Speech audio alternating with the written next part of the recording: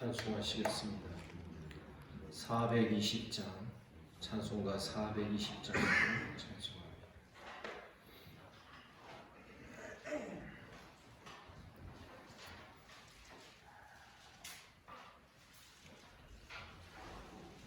너 성결케 위해 늘 기도하며 너 주 안에 있어 늘 성경 보고 온 형제들 함께 늘 사귀면서 일하기 전마다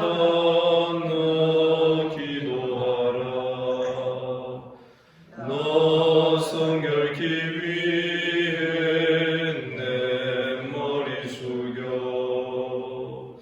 저 은밀히 계신 내 주께 빌라 주 사귀어 살면 주 닮으리니 널 보는 이마다 주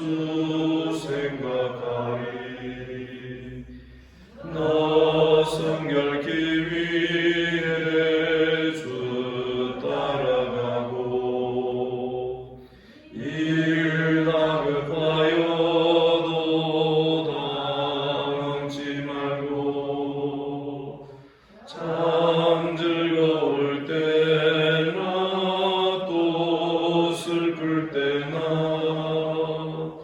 너 주님만 믿고 늘 따라가라 너 성결케 위해 늘 기도하며 내 소원을 주께 다 맡기어라 너 성령을 받아 섬겨 살며 저 천국에 가서 더 잘 섬기리.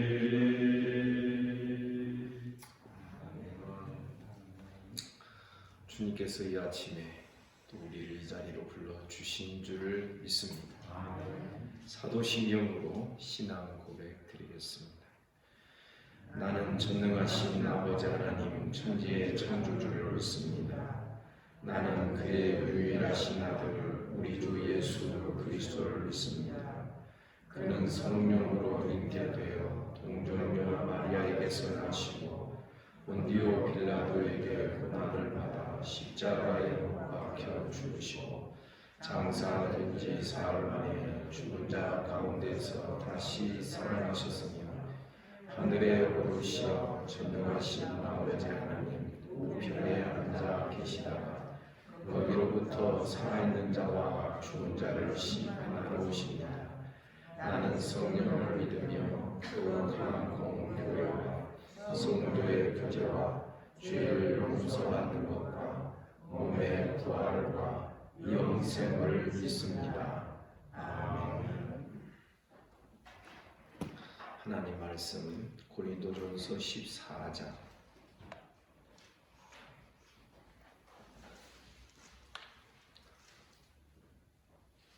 고린도전서 14장 20절부터 40절까지 교독하겠습니다.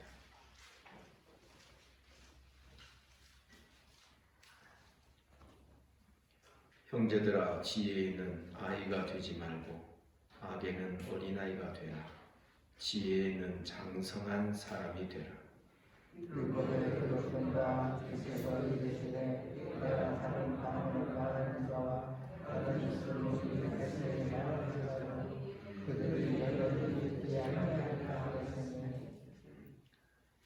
그러므로 방언은 믿는 자들을 위하지 아니하고 믿지 아니하는 자들을 위하는 표적이나 예언은 믿지 아니하는 자들을 위하지 않고 믿는 자들을 위함이니라.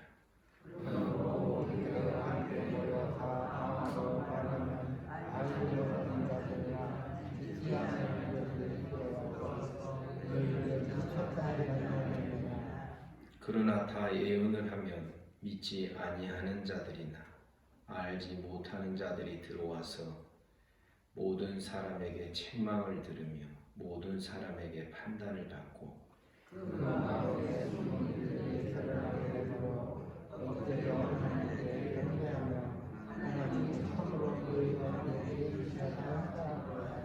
그런즉 형제들아 어찌할까 너희가 모일 때 각각 찬송시도 있으며 가르치는 말씀도 있으며 계시도 있으며 방언도 있으며 통역함도 있나니 모든 것을 덕을 세우기 위하여 하라.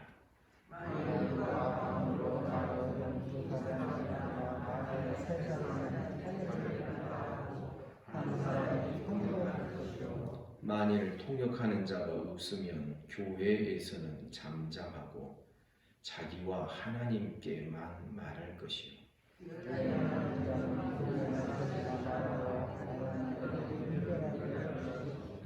만일 곁에 앉아있는 다른 이에게 계시가 있으면 먼저 하던 자는 잠잠할지니라.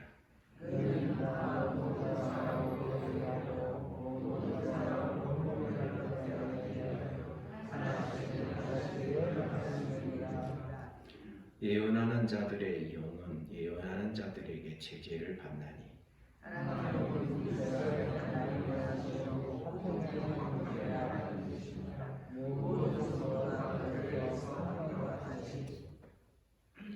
여자는 교회에서 잠잠하라. 그들에게 말하는 것을 허락함이 없나니 율법에 이른 것 같이 오직 복종할 것이요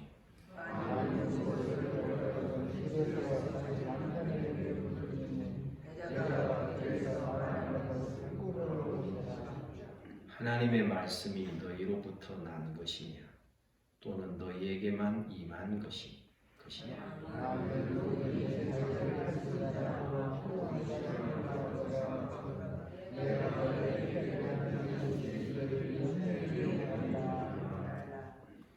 만일 누구든지 알지 못하면 그는 알지 못한 자니라.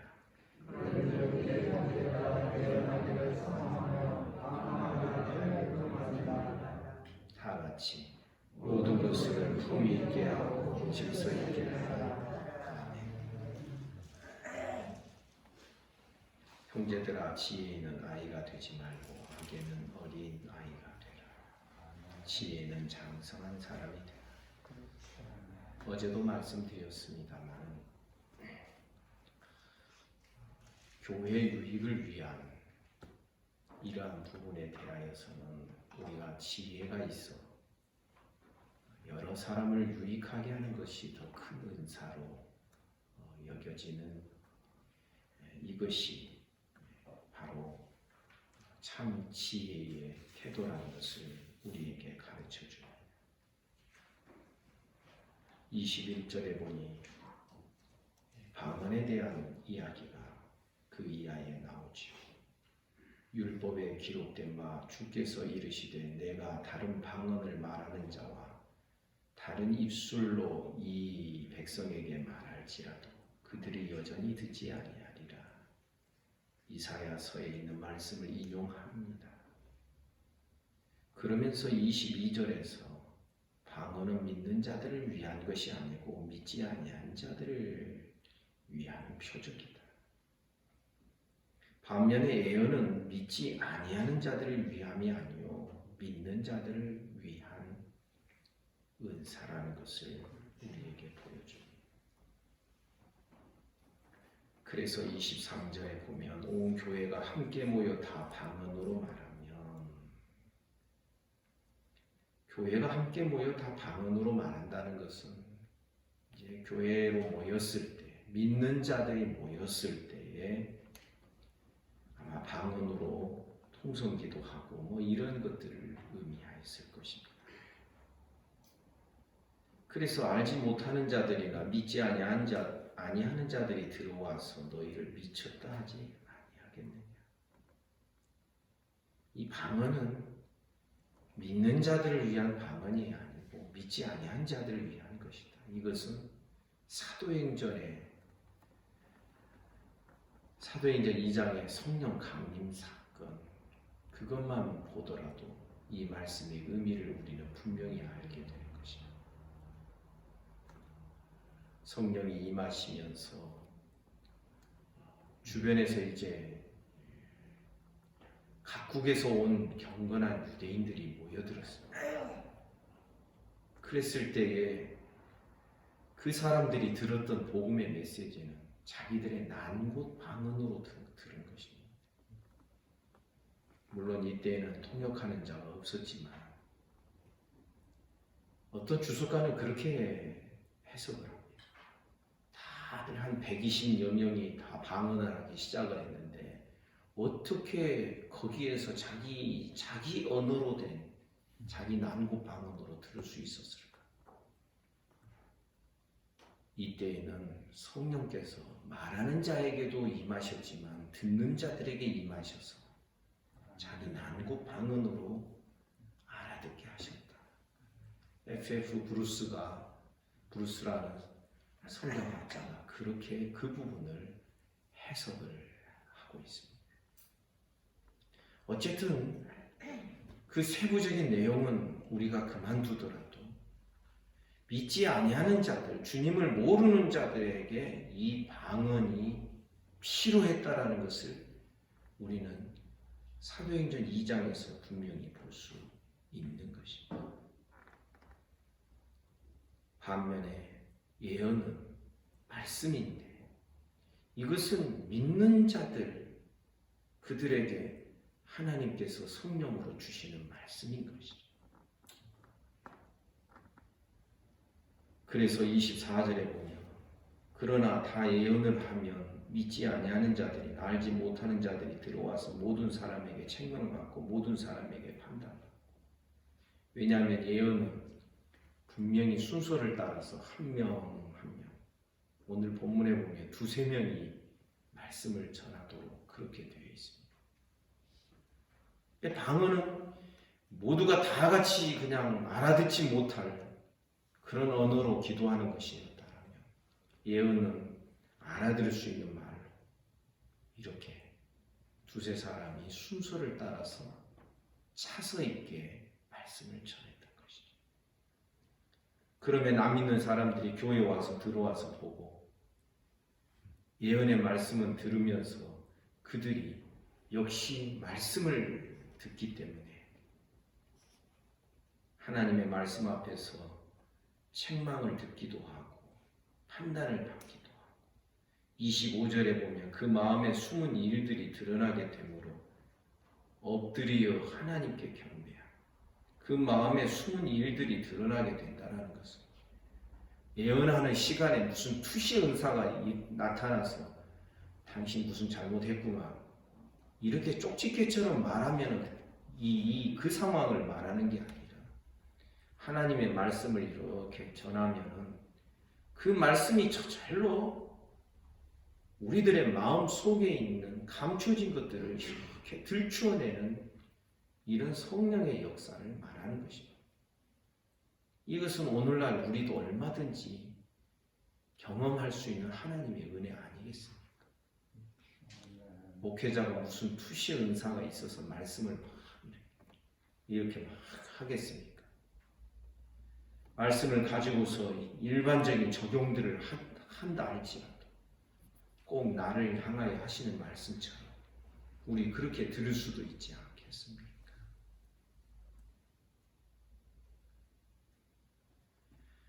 그래서 사도가 어제 본문에서 말하기를 방언도 하나님의 은사요 성령의 은사지만 그러나 방언하기보다는 더 예언하기를 더 힘써라.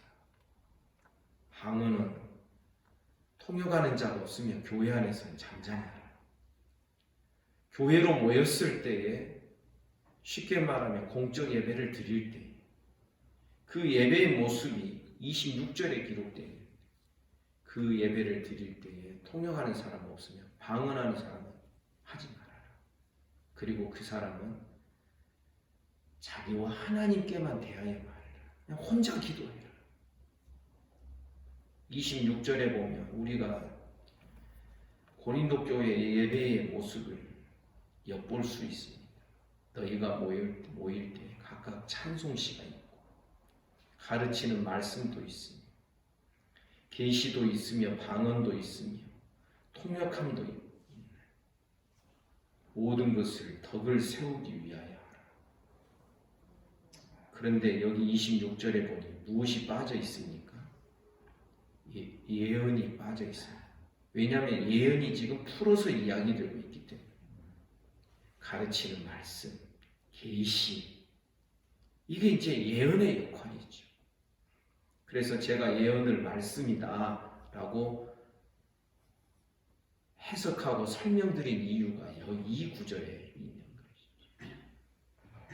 예언도 있고 방언도 있고 통역도 있고 하지만 이 모든 것은 덕을 세우기 위하여 하라. 교회의 덕을 세워라. 27절 만일 누가 방언으로 말하거든 두 사람이나 많아야 세 사람이 차례를 따라서 하고 한 사람이 통역을 해라. 그런데 만일 통역하는 자가 없으면 교회가 모여서 예배를 드릴 때에 그 교회 안에선 잠잠하고 자기와 하나님께만 말을 해라. 방언을 금하는 게 아닙니다. 통역함이 없으면 공적 예배 시간에 방언하지 말아라. 그냥 자기 개인 기도 시간에 자기 개인적으로만 방언해라.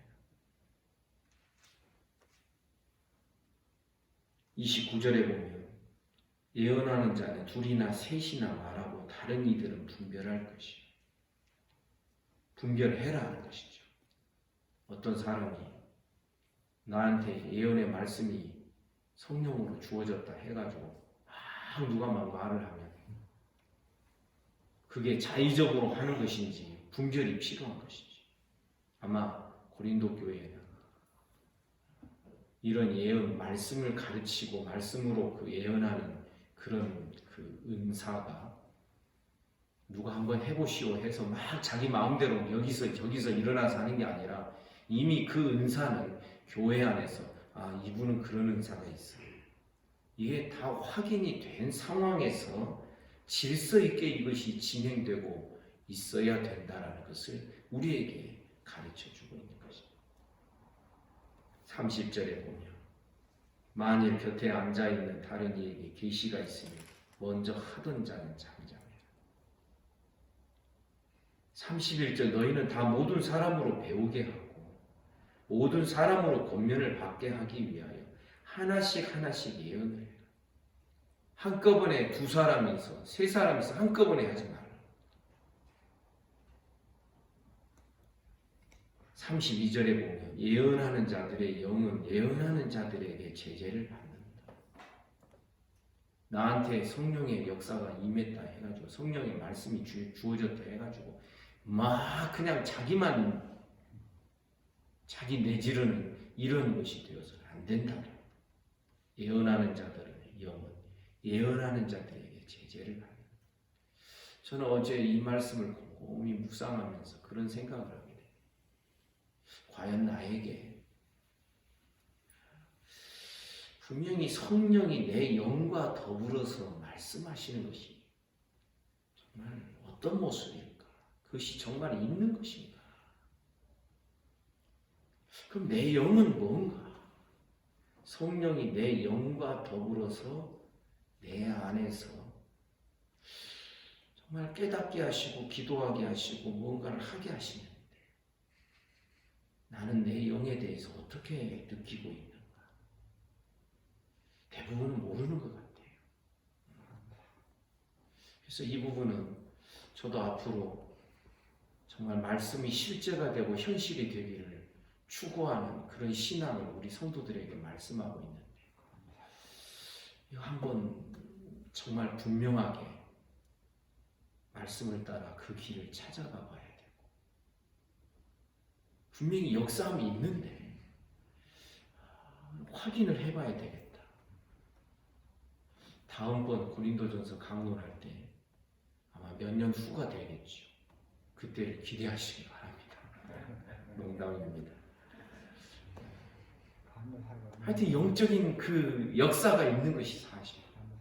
우리 인간의 생각으로만 하는 게 아니라 성령이 내 영과도 말씀을 하게 하실 때 두세 사람이 말씀을 순서 있게 차서 있게 하는데 그것을 통제하는 분이 성령이시. 그래서 한 사람이 말씀을 쭉 전하게 성령께서 역사하셨습니다. 이제 이 사람 멈추게 하시려면 그 다음 사람에게. 뭐 이런 식으로 한참 초대교회의 이 예배의 모습이 이런 것이었다라는 그 흔적을 우리가 엿볼 수 있는데 어제도 말씀드렸습니다. 오늘날에는 그렇게 하지 않습니다. 왜 그러냐면 초대교회 때는 아직 성경이 완료되지 않았습니다. 그래서 성경이 다 이렇게 구성되어 있지 않는 이런 상황에서의 그런 예배가 이제 점점 성경이 확보가 되고 성경이 완료된 그 이후의 예배는 점점 지금과 같은 형태로 바뀌지 않았겠나 이런 생각을 하게 됩니다. 그래서 사실 사도들의 설교집은 성경이 됐죠. 전부가 다 그랬다라고 말할 수 없지만 사도들이 편지로 설교 내용을 적은 것이 성경이 되고 근데 초대교회 교부 시대에 보면 교부들 시대에는 이제는 설교가 나오기 시작해요. 참 그 오리지널 설교를 이렇게 좀 한두 편 읽게 되면 참 성경에 대한 해석이 굉장히 중요하게 다루어집니다.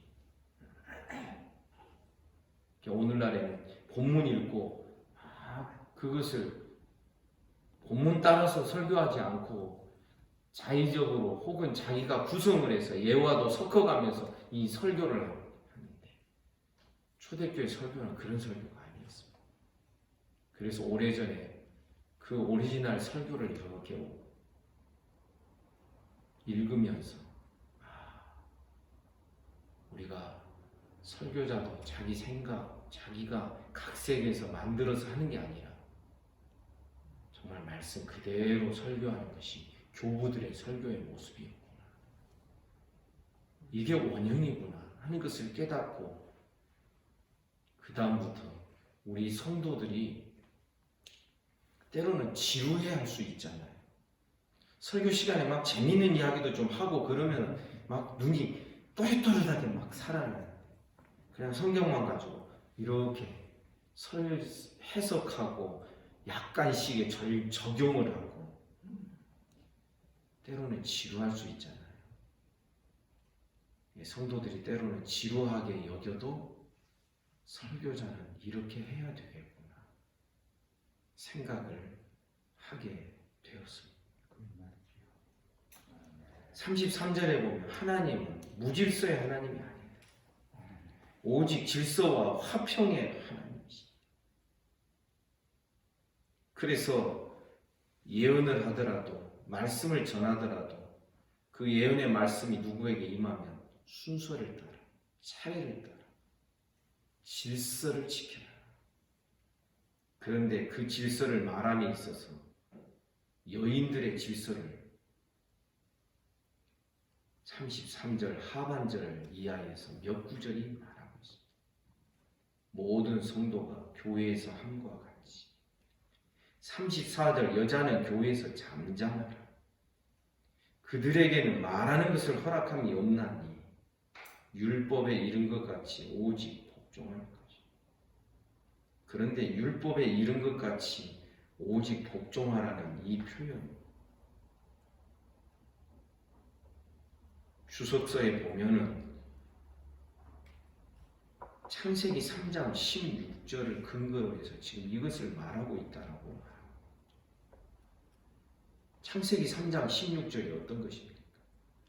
범죄한 아담과 그 아내 여자에게 특별히 여자에게 주시는 말씀이 창세기 3장 16절에 있습니다.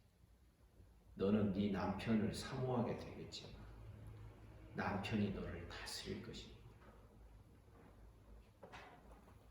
그래서 남자를 다스리려고 여자가 하지만, 그러나 결국은 남자가 여자를 다스리게 돼요. 여기에 근거해서 남자가 여자의 머리라는 것을 앞선 고린도전서 말씀에서도 사도는 우리에게 가르쳐줘요. 왜 34절에서 여자는 교회에 잠잠하라, 교회에서 잠잠하라, 왜 이렇게 말하고 있을까? 방언한다든지 예언하는 자들 가운데서 여러분 예나 지금이나 보면 여자들이 은사를 더 많이 받았을 것 같습니다. 왜냐하면 여자가 꾀임도 잘 받지만은 그러나 구원도 여자로 말미암아 나는 거죠. 여인의 후손으로 말미암아 인류가 구원을 받는 것처럼 여인들이 예수님 제자들하고 다니실 때도 보면 여자들이 예수님의 부활에 대하여서 더 깨어 있었어요. 마리아를 보십시오. 마르다의 누이 마리아. 300데나리온의 나드 한 근, 그 옥합을 깨뜨리고 예수님의 장사를 예비하였던 것, 그 여인 말입니다. 다른 제자들은 씩씩거립니다. 300데나리온 이걸 막 허비한다 해가지고. 지금 무엇을 이야기하고 싶냐면 여인들이 말씀 듣고 이렇게 깨닫는 면이 그 시대에도 좀 달랐던 것으로 이야기될 수 있는 것이죠. 예수님의 부활의 그 모습을 무덤에서 제일 먼저 기다렸다가 만나는 것도 여자들이었어요. 고린도 교회 안에서 예언의 은사가 임했다 해서 여자들이 막 이렇게 막 설교하듯이 이렇게 말씀을 가르치는 그런 일들을 사도 바울이 금하고 있는 것을 우리가 보게 됩니다. 여자는 교회에서 잠잠하라. 그들에게는 말하는 것을 허락함이 없나요? 그 말도 못하는 건가? 아니죠. 교회 안에 교회로 모였을 때 설교함을 금하는 것입니다.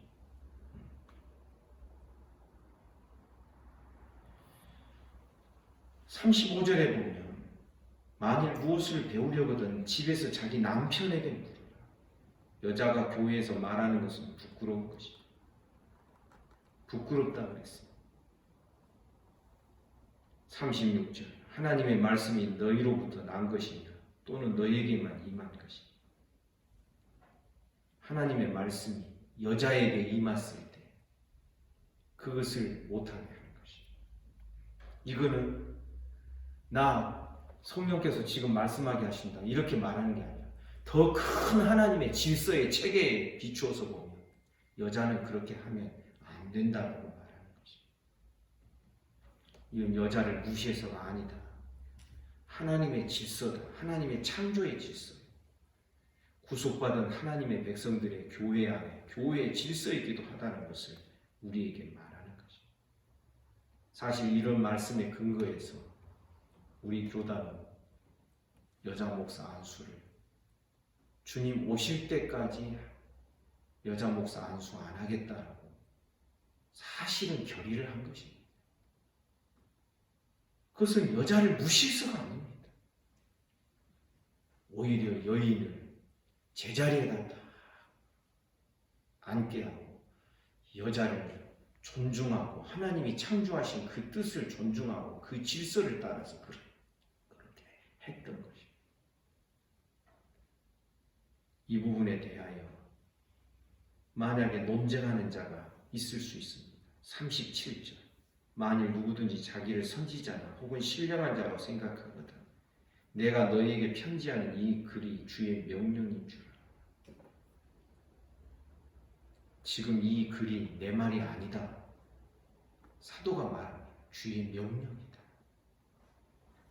여자에 대한 문제나 예언과 방언에 대한 그 교회 질서의 문제, 이것은 주의 명령이다. 만일 38절 누구든지 알지 못하고 논쟁을 하면 그는 정말 알지 못한 자다. 안다고 생각하고 나는 선지자다라고 하면서 이 가르침과 다른 이야기를 하게 되면 그 사람은 정말 모르는 자이다. 그러면서 이 모든 논쟁의 끝이 39절에 나옵니다. 그런즉 내 형제들아 예언하기를 사모하며 방언하기를 금하지 말라. 아주 오래전에 저는 이 구절의 말씀에서 충격을 받았습니다. 방언하기를 금하지 말라. 말씀을 따라서 일해야 되지 않겠나? 서울에서 목회할 때 제가 아주 충격을 받았던 말씀입니다. 왜냐하면 일반적인 개혁주의 신학에서 꼭 그것이 전부라고 말할 수는 없지만 방언을 자꾸 못하게 하는 분위기가 있거든요. 그러나 이 말씀으로 그 어떠한 생각을 다시금 새롭게 정리를 하고 교정을 할 수 있는 그런 기회가 있었어요. 신학의 반성이 이루어지는 그런 시절이 오래전에 저에게는 있었어요. 그래서 방언한 말하기를 금하지 말라고 하셨어요. 금해서는 안 되겠구나. 그러나 어떤 때는 금합니까? 공적인 예배 시간 하지 않죠. 그리고 기도의 시간, 개인적으로 기도할 때 방언은 성령께서 주신 은사이기 때문에 그걸 사장시키지 마세요. 방언으로 기도할 수 있는 분들은 하세요. 이렇게 제가 그 길을 열어두는 이유가 이 말씀의 근거에서 그런 것입니다. 방언에 대해서 무시하는 이야기가 아니었다라는 것을 바울 사도가 이 구절에서 보여주고 있는 것입니다. 신학이 어떠하든 하나님의 말씀보다도 더 권위 있는 신학은 없다라고 저는 믿어 의심치 않습니다. 모든 신학은 말씀의 통제를 받아야 되고 말씀에 의하여서 신학이 만들어져야 돼요. 그런데 어떤 신학은 경험에서 만들어지는 신학이 있습니다. 왜? 방언에 폐단이 너무 많거든요. 은사주의로 가게 되고 막 폐단이 있으니까 아예 그것을 교회에서 끊어버리자. 이렇게 해서 만들어진 신학이 없잖아요. 있었던 것입니다. 이해가 됩니다. 그러나 여러분, 그렇다고 해서 우리는 성령의 은사를 폐할 권한이 없습니다. 여러분 믿습니까? 구더기 때문에 간장까지 다 끊어내버릴 수가 없는 것이죠. 그래서 여러분, 공적인 예배 시간에는 방언을 하면 안 됩니다. 통역하는 자가 없기 때문에. 통역하는 자가 있다 할지라도 우리들의 예배 방식은 그런 예배가 아니기 때문에. 하지만 기도의 시간, 개인적으로 기도하거나 우리가 이번 금요일에도 정교인 기도회가 있습니다. 통성으로 우리 같이 기도할 때에는 여러분, 주께서 주신 은사를 잘 활용하고 잘 사용할 수 있기를 주님의 이름으로 축복합니다. 그렇게 해서 이 모든 것을 40절에 보니 품위 있게 하고 질서 있게 하라. 품위 있게, 고상하게. 우리는 야만인처럼 그렇게 하는 자들은 아니에요. 막 질서가 없이 막 중구난방으로 하는 그것도 아니다. 아주 신사적이고 품위 있게. 데살로니가 교인들보다도 베레아에 있는 사람들이 더 신사적이었다고 하는 이전 성경에 그런 번역이 나오는데 바로 그런 용어를 쓰고 있는 것입니다. 우리는 차분하게 말씀을 따라서 우리의 신앙을 형성하고 교회를 세워나가는 우리 모두가 되기를 주님의 이름으로 축복합니다. 기도하겠습니다. 하나님 아버지, 오늘도 우리에게 새날 주셔서 감사합니다.